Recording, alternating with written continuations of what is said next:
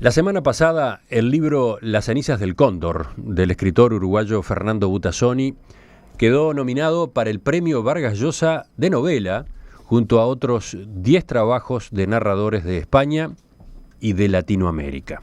Es una gran noticia, pero curiosamente no la única buena noticia que recibió Butazzoni en estos días.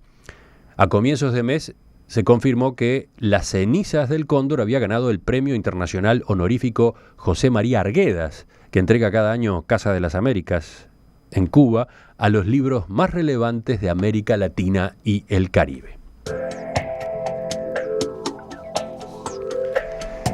Estas dos distinciones, que se suman a otras anteriores, por ejemplo, el Premio Bartolomé Hidalgo, otorgado en 2014 por la Cámara Uruguaya del Libro, nos dan hoy una buena oportunidad para conversar con Fernando Butazzoni sobre esta creación suya tan original que, además, dentro de poco será llevada al cine.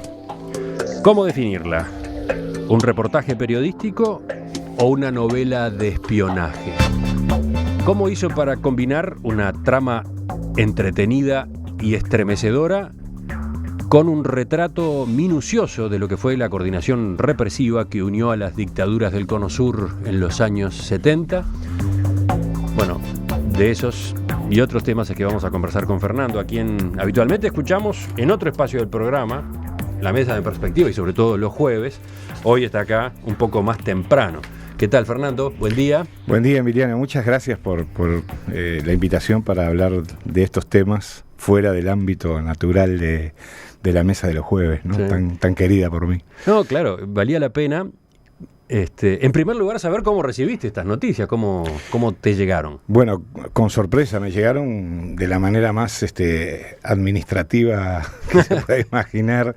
El premio que otorga Casa de las Américas es un premio que tiene una característica, además, que es que no es un concurso, digamos, no es una postulación, simplemente es una evaluación que hace la propia institución de los libros publicados en el bienio anterior y toman una decisión.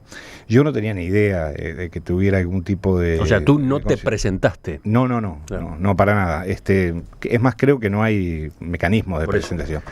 Y me llegó un mail, un correo electrónico en el cual me decían: felicitaciones, ganó el premio tal, que es un premio muy importante, para mí digo, es muy importante, porque además tiene ya como 15 años de existencia y lo han ganado escritores muy admirados por mí, muy importantes.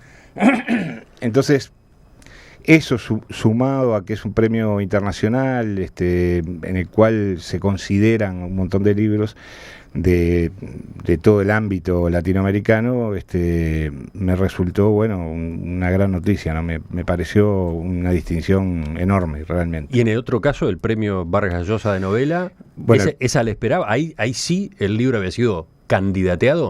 El libro había sido propuesto, digamos, pero también es un mecanismo bastante sui generis porque las organizaciones, las instituciones que organizan el premio se quedan con el derecho de nominar ellos mismos libros que no se han presentado previa consulta con los autores también, ¿no? Entonces, en realidad, se evalúan muchísimos libros.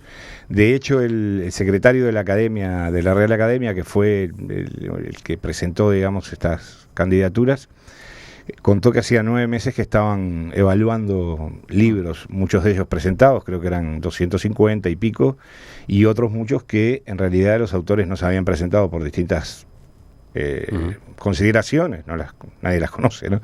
Pero que algunos de ellos merecían, digamos, concursar o merecían estar allí como ser considerados para el premio. Y habían sido tenidos en cuenta, ¿no? Y bueno, también es el solo hecho de estar en esa short list. Sí, porque es una lista de 10, 11, ¿no? 11. Para mí es un honor también muy importante, porque además es un premio nuevo, digamos, que va por su segunda edición, que de alguna manera pretende reunir a la producción novelística latinoamericana y española. Entonces también era un premio que me resultó muy o una nominación, digamos, que me resultó muy halagadora. Vamos a ubicarnos en el libro, un libro que ya tiene casi 2 años, ¿no? 2 años. ¿Qué te propusiste con Las cenizas del cóndor? Bueno, me propuse, me fui proponiendo cosas distintas a medida que el tiempo pasaba, ¿no? Primero, relatar una historia muy personal mía, que era una investigación, que había llegado Ahora hablamos de eso. A descubrir, digamos, determinadas cosas, ¿no? Pero después me di cuenta de que esa investigación o los hechos que yo había detectado, digamos, o descubierto, no tenía mucho sentido si no se marcaban, si no se contextualizaban adecuadamente.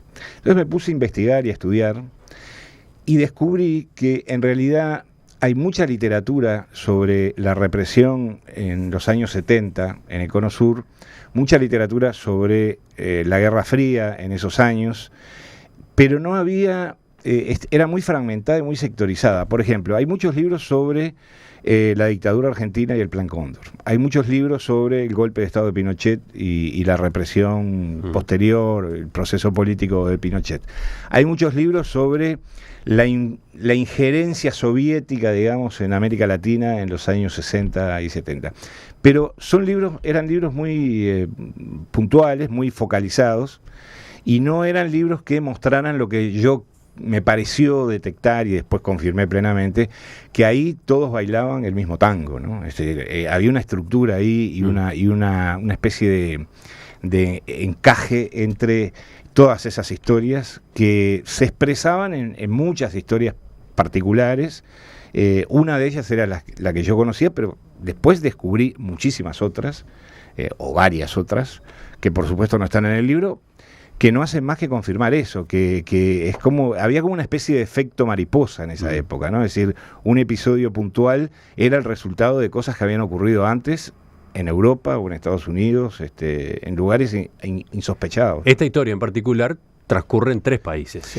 El caso central, digamos, se mueve entre Chile, Argentina y Uruguay. Exactamente. Pero tiene después todos esos otros ribetes o todos esos otros componentes que vienen en realidad de bastante más lejos. Sí, por ejemplo, de Venezuela, de Estados Unidos, de la Alemania del Este, de la Unión Soviética de aquella época. El origen del libro, les cuento a los oyentes, está en una visita que Fernando Butazzoni recibió en Radio Sarandí en el invierno del año 2000, cuando conducía el programa de la mañana junto a Alfonso Leza y Daina Rodríguez. Exactamente, en vivo y en directo. Un joven que sospechaba que era hijo de desaparecidos y que se decidía a averiguar su historia a partir del suicidio de su padre adoptivo, que había sido un capitán del ejército retirado y que se había matado 10 años antes. Este joven, que primero se presenta como Ricardo, ¿no? Y después resulta que en realidad se llamaba Juan Carlos, les entrega un casete que ese militar había grabado justo antes del suicidio y que él había encontrado junto a una esquela que decía solamente perdón. Allí tenías por delante, Fernando, 2 tareas mezcladas, ¿no? La investigación periodística y la ayuda a esa persona que quería conocer su origen. ¿Cómo manejaste la situación? En realidad eran más de 2, porque lo primero que yo tuve, y lo confieso, fueron sospechas, ¿no? Todo nace, en realidad, a partir de una mesa redonda que hicimos con Alfonso en Radio Sarandí en el año 2000, en la cual sentamos alrededor de la mesa del estudio de la radio a algunos de los protagonistas más relevantes de lo que había pasado durante la dictadura. Ahí estaba Gerardo Bleyer, que era hijo de desaparecidos, estaba el senador Heber, cuya madre fue asesinada, estaba Pepe Mujica, que en ese momento creo que era diputado o senador, que había estado 3 años presos, estaba el general García, recuerdo que había tenido un papel muy relevante durante el gobierno de Lacalle, general del ejército. Ese programa, que duró 1 hora y media, casi 2 horas, generó una enorme cantidad de repiques de la audiencia, porque en esos momentos estaba empezando digamos, a armarse la Comisión para la Paz.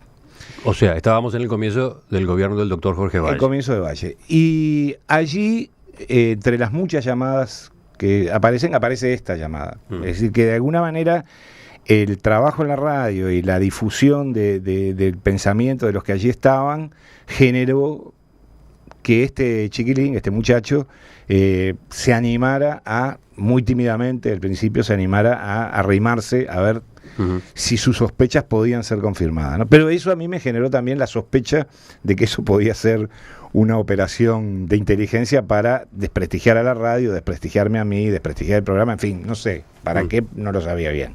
Lo cual me llevó también a tener una relación media, digamos, dual con él durante algunas semanas, de no saber bien quién era, ¿no?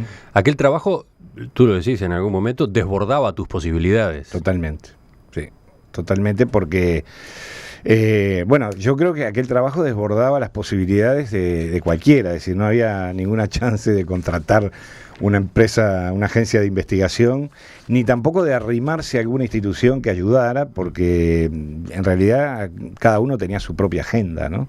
De todas maneras, hubo una iniciativa de él que yo respeté y que logré cumplimentar, que fue, él quería entrevistarse y darle el material, digamos, al arzobispo de Montevideo.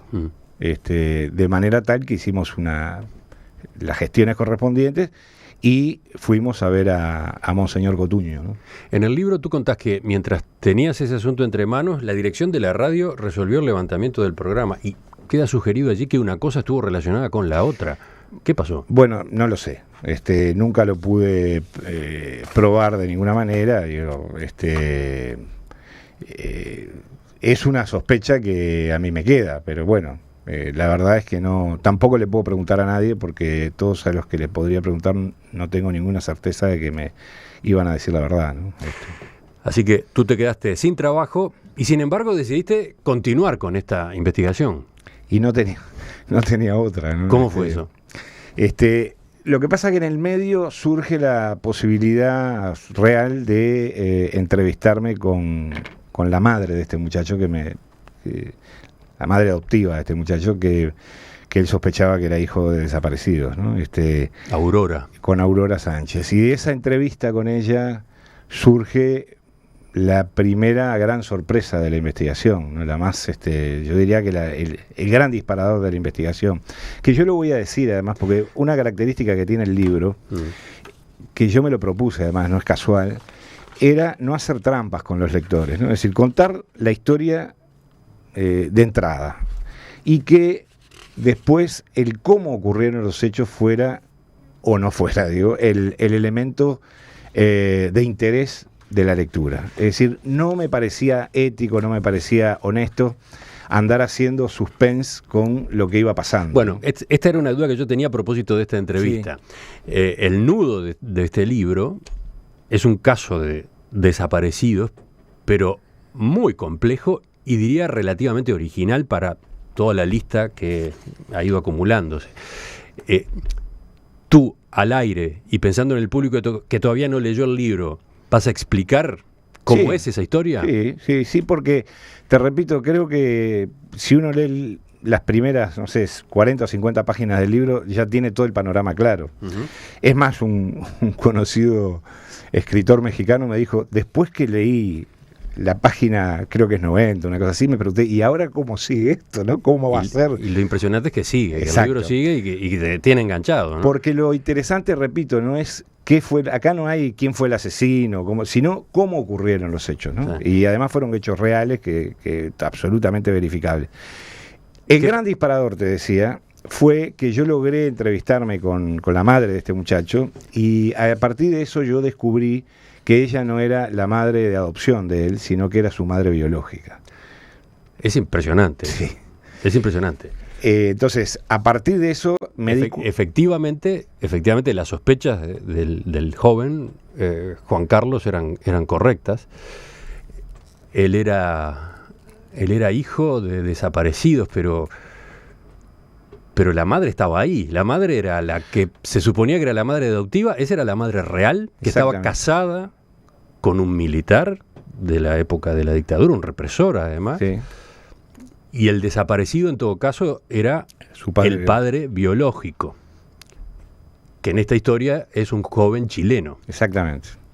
Ella es una uruguaya que se va a Chile, como se fue muchísima gente, sobre todo militantes del MLN, de los Tupamaros y de algunos otros grupos.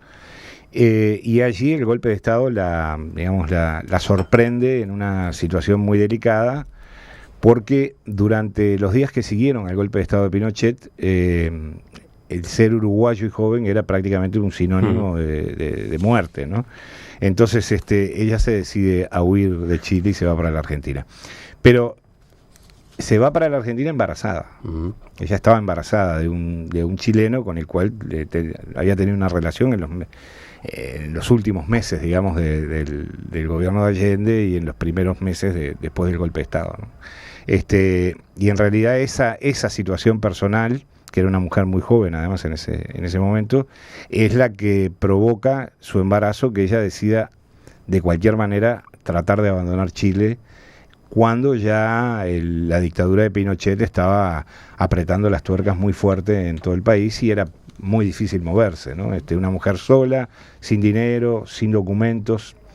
Entonces toma la única decisión que se le ocurrió en ese momento, que parecía ser una locura, pero que en realidad le resultó eficaz, que era tratar de cruzar la cordillera de los Andes, ¿no? A pie, para sortear, digamos, los controles migratorios, ¿no? En Argentina es arrestada por las fuerzas represivas y termina en manos de militares uruguayos que coordinaban con esas fuerzas argentinas. Sí, digamos que con fuerzas argentinas de una entre comillas democracia, ¿no? Ese es un tema que también a mí me interesa subrayarlo. En ese momento en Argentina el presidente era primero Perón y después su mujer. Había habido elecciones libres, funcionaba el Parlamento, funcionaba la división de poderes, y sin embargo a pocas cuadras de la Casa Rosada había centros clandestinos de detención en los que personal de distintos países coordinaba acciones. Tú insistís mucho con esos detalles en cuanto a que en aquel momento en Argentina todavía se vivía en democracia, no había venido la dictadura y sin embargo el ambiente era el que era. Lo que tú estás diciendo es, el Plan Cóndor empezó antes de que en Argentina hubiera un gobierno militar. Bueno, eso yo también es un elemento que descubrí, digamos, que había inexactitudes con respecto al Plan Cóndor en prácticamente toda la literatura elaborada hasta la fecha. El Plan Cóndor se da como iniciado en noviembre del 75, cuando en realidad el Plan Cóndor se inicia de manera real en febrero del 74, es decir, casi 2 años antes, en una reunión que hay en Buenos Aires, propiciada por el gobierno de Perón, de Juan Perón, que estaba en el gobierno, por su mano derecha represiva, que era un ser despreciable, el comisario Alberto Villar, y en la que participan uruguayos, chilenos, bolivianos y paraguayos. Ahí hay una reunión formal en la que se toman decisiones y se levantan actas incluso de esa reunión. Es decir, no es algo que estuviera oculto, ¿no? A partir de ahí se comienzan a realizar operaciones clandestinas, ¿no? En todo el Cono Sur. Y eso yo creo que es importante porque de alguna manera muestra cómo a veces uno tiene que mirar hacia atrás, hacia el pasado, para entender algunas cosas de las que pasan con los herederos, ¿no? Yo siempre pongo el ejemplo del peronismo en Argentina y del kirchnerismo y de los dirigentes peronistas de hoy, muchos de los cuales eran en ese momento niños cuyos padres eran los actores políticos de esa historia. En el libro se observa con cuidado cómo funcionaba, qué papel le correspondía en ese aparato represivo al Ministerio de Bienestar Social, que encabezaba López Rega, a su vez el fundador, el impulsor de la AAA, donde había pesos pesados complicados, ¿no? Al punto de que militares uruguayos que iban a Buenos Aires a coordinar, como el capitán Docampo, temía muchas veces por su propia seguridad, ni que hablar funcionarios diplomáticos de la Embajada Uruguaya, cuando tenían que tratar con esa otra gente, ¿no? Claro, porque ellos tenían una especie de... Cuando Perón se reúne en enero del 74, eso está además documentado, ¿no? Se reúne en enero del 74 con este hombre, con el comisario general Villar, el tubo Villar, así le decían, Villar le pone una sola condición para poder aceptar el rol que le propone Perón, que es de ser subjefe de la Policía Federal y el principal impulsor de la represión contra la izquierda. La única condición que le pone es que él quiere un cheque en blanco para poder operar.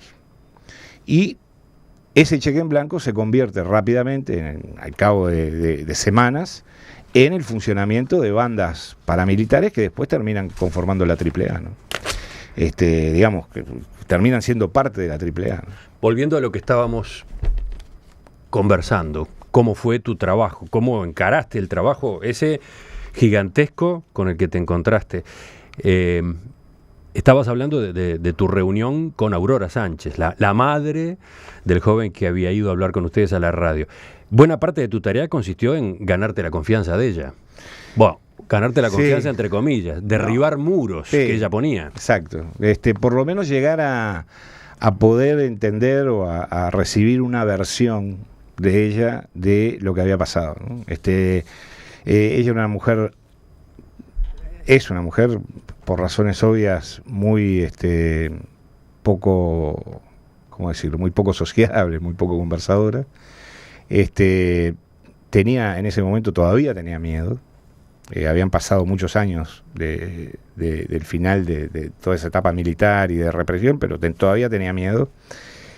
Y al final logré tener una conversación con ella en la cual me contó a grandes rasgos la historia de su hijo y de ella misma y por qué ese hijo biológico estaba anotado como hijo adoptado, como hijo adoptivo. Lo que pasa que cuando uno piensa en los detalles del caso, no puede dejar de conmoverse, ¿no? En realidad es ella misma, en ese momento, cuando tú hablaste con ella, y quizás hoy puede decirse que es una desaparecida, ¿no? Porque el nombre que estamos manejando no es un nombre real. Claro.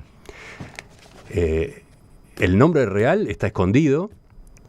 Es el de aquella joven que fue arrestada en Argentina, torturada salvajemente mientras estaba embarazada, y que luego es rescatada por un militar uruguayo que se suponía que tenía que matarla. Sí. Y que es el que la trae a Uruguay, y que es el que en definitiva es su esposo, en un matrimonio que se plasma para eso, para ocultarla a ella y para salvar al niño, ¿no? Esa es la historia. Es terrible, es muy desgarradora, pero esa es la historia. Es decir, este hombre que a mí me costó mucho trabajar en la escritura el personaje de Manuel del Capitán Docampo, ¿no? Porque aclaremos, todos estos nombres que tú estás manejando y que el libro incluye no son tampoco los reales. No son los reales, son los únicos nombres que no son los reales. Uh-huh.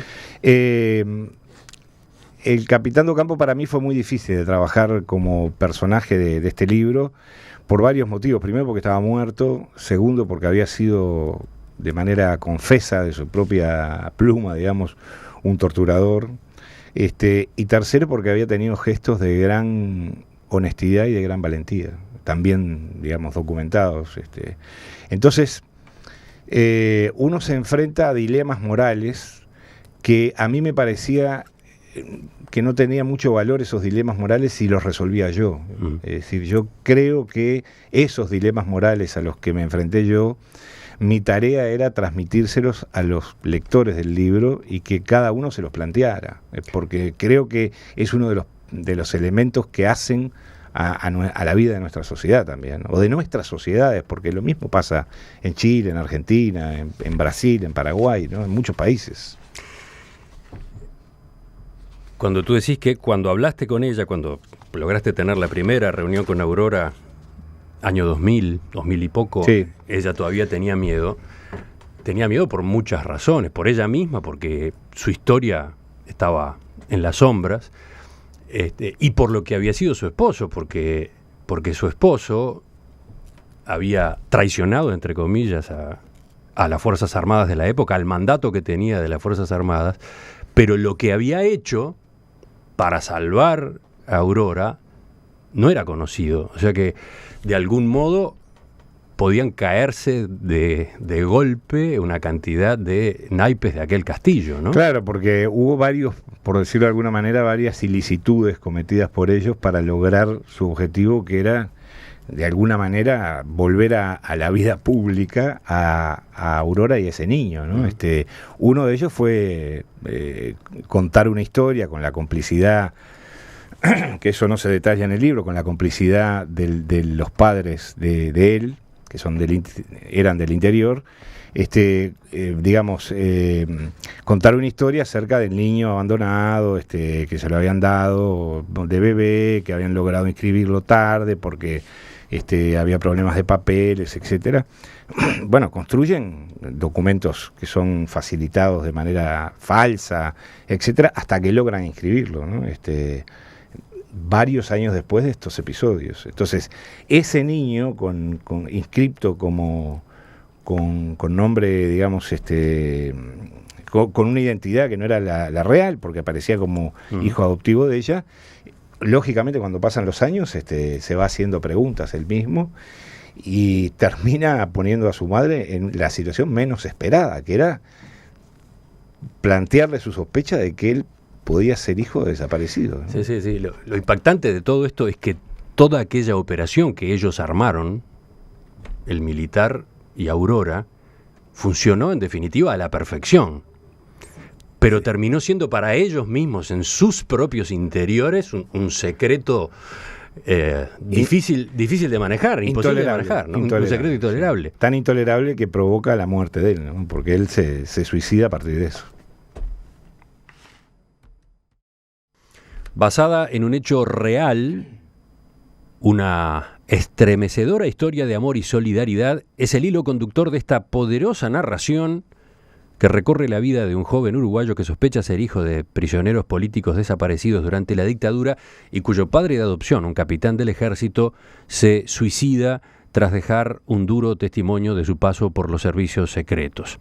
Un periodista, el propio autor de la novela, se aboca a desenredar una oscura madeja de engaños y contradicciones que lo llevará hasta las entrañas del mismísimo KGB soviético.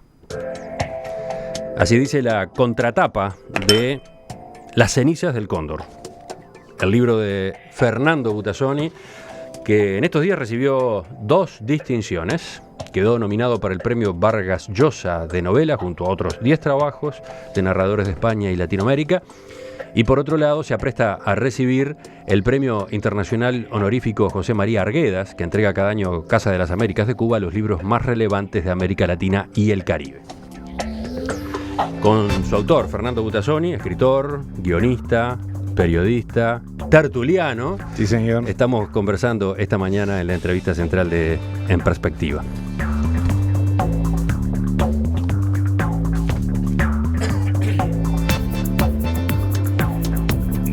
Fernando, no alcanza a decir que Las cenizas del cóndor está basada en hechos reales. Es algo más complejo, ¿no? Tiene detrás un trabajo periodístico impresionante. Tú has llegado a calificarla como novela-reportaje. Sí. Bueno, es un género que existe, ¿no? Digo, yo quiero aclarar de entrada que no inventé nada y no creo tener capacidades para inventar nada. Sí, pero da la impresión de que en este libro tú te preocupás por reducir al mínimo el aporte de tu imaginación, ¿no? Sí, yo te diría que el aporte de la imaginación está siempre en función de los hechos que se narran, que todos están, no solo están documentados, sino que son, por decirlo de alguna forma, de público conocimiento, aunque la capacidad de olvidar que tienen nuestras sociedades es muy grande, ¿no? Por ejemplo, cuando fui a Santiago, me crucé, porque no hablé con ella, con la escritora chilena Mariana Callejas, que fue una de las asesinas del general Prat, que yo lo cuento en el libro. Bueno, esa es una señora que anda por Santiago, que fue a la Feria del Libro de Santiago como fui yo, que fue juzgada, fue condenada, es decir, ¿para qué imaginar cosas cuando la realidad es tan brutal, ¿no? Ahí estás haciendo referencia al asesinato ocurrido en Buenos Aires del militar chileno Carlos Prats, una operación que ordenó el general Pinochet, porque era uno de sus adversarios, ¿no? Exacto. Y que fue llevada adelante por esta mujer y su marido, que era o es, porque todavía vive también, Michael Townley, que es un norteamericano, un estadounidense que trabajaba para la DINA y también para la CIA, ¿no?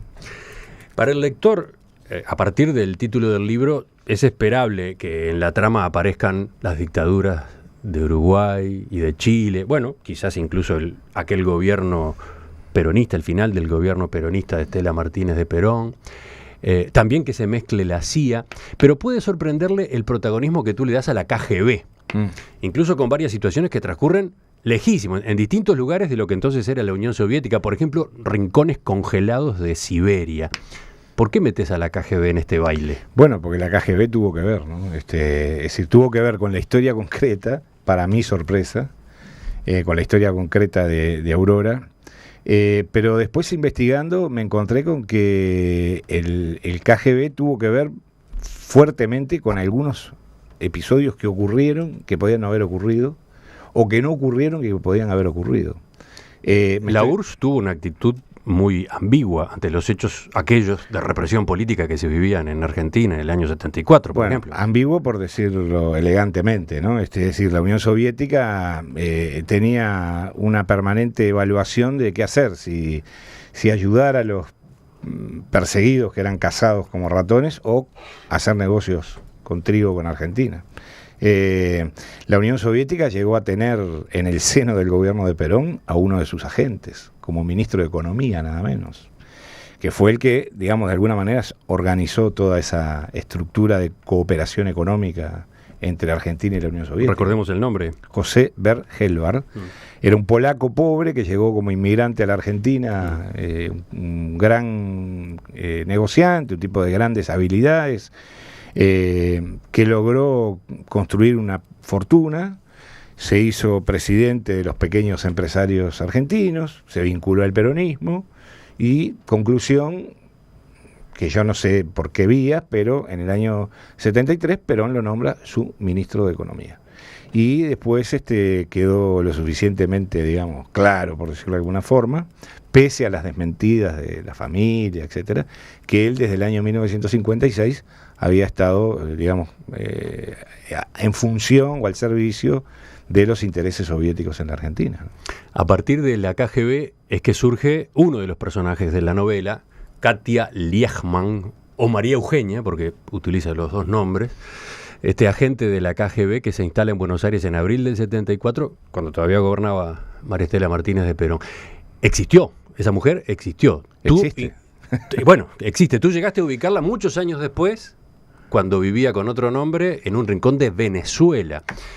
El testimonio de ella fue muy importante para, no digo para cerrar, pero para avanzar mucho más en este puzzle, ¿no? En realidad, el testimonio de ella, la gran utilidad que tuvo fue el de avalar la historia de Aurora. Porque la historia de Aurora, tal como yo la conocía, tenía ribetes bastante, ¿cómo decirlo?, inverosímiles, ¿no? Cinematográficos.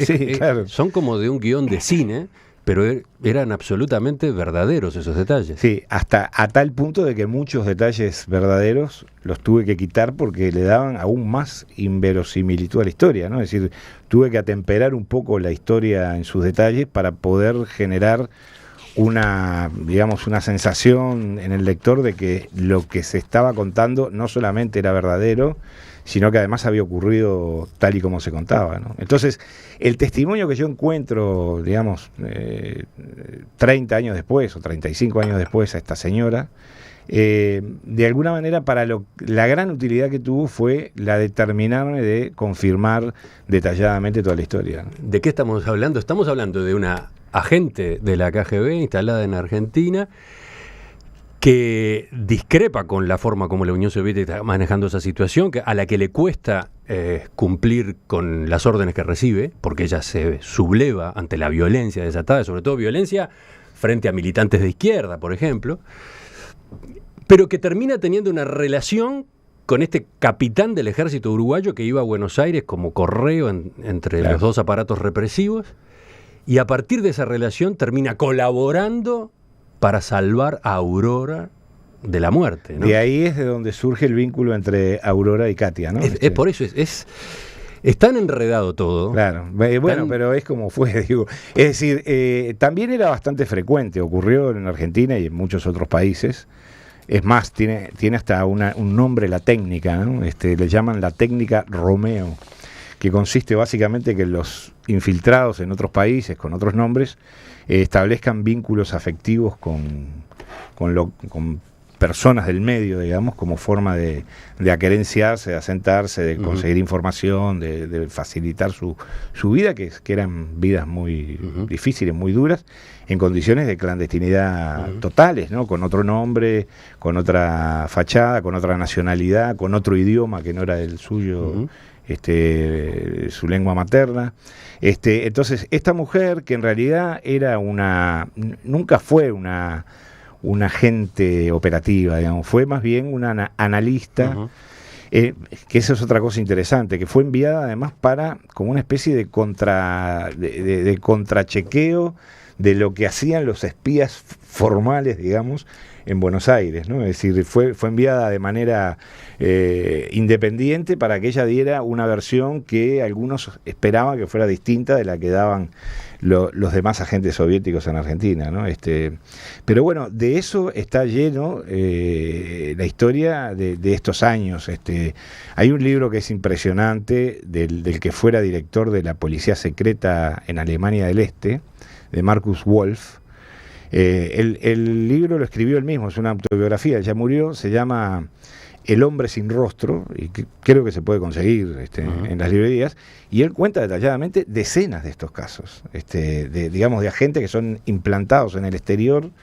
Cuenta una historia que es brutal, que es la de uno de los agentes de ellos que estaban infiltrados en Santiago de Chile durante el gobierno de Allende, y que se robó unos pasaportes de la Cancillería chilena, lo cual ellos lo mantuvieron siempre en el más estricto secreto durante años, para que el gobierno de Allende y después los partidos de izquierda que estaban exiliados no se ofendieran con sus amigos alemanes que le habían robado pasaportes para otras actividades, obviamente, ¿no?